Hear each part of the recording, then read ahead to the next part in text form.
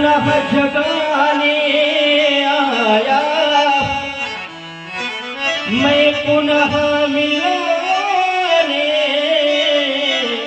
आया।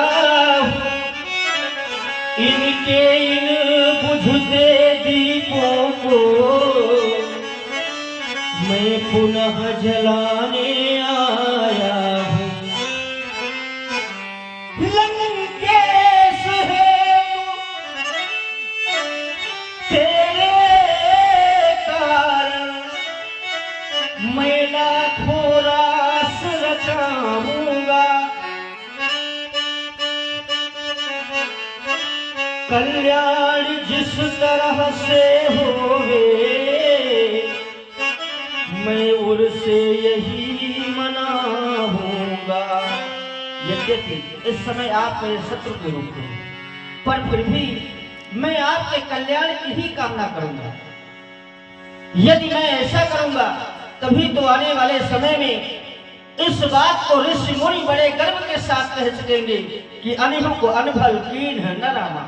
राम ने कभी किसी परिस्थिति में भी शत्रु का भी अहित नहीं किया, यदि किया है तो हित ही किया है।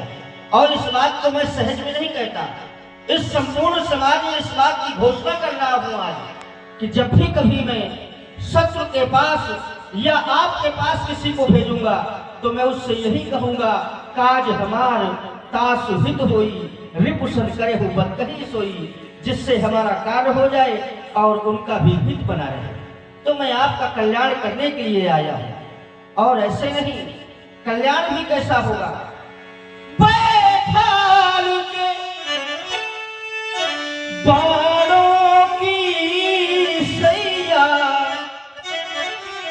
और ऐसे नहीं, लोग स्वर्ग की कामना करते हैं पर स्वर्ग नहीं, निज धाम पठाने आया। क्योंकि आप पूर्व से मेरे ही सामीप रहते थे। द्वारपाल हरि के प्रिय दो, जय और विजय जान सबको आप मेरे पहले से ही निकट रहते थे, तो अपने ही निकट आपको रखूंगा। इनके इन बुझते दीपों को मैं पुनः जलाने आया हूँ। आपकी वो कामना मैं संपूर्ण पूरी करने का पूरा प्रयास करूंगा। मैं अवश्य लगता हूँ। बोल चुके क्या? जब मैं इतना खो गया था इनके बोलने में, मुझे ध्यान नहीं होता है ऐसा। तुम्हारी इतनी प्यारी वाणी है, देखो वाणी के पीछे में वैसे हमारे शास्त्रों में तो यही बताया गया 4 प्रकार की वाणी है, हीरा, परा, वैखरी, पश्यंती।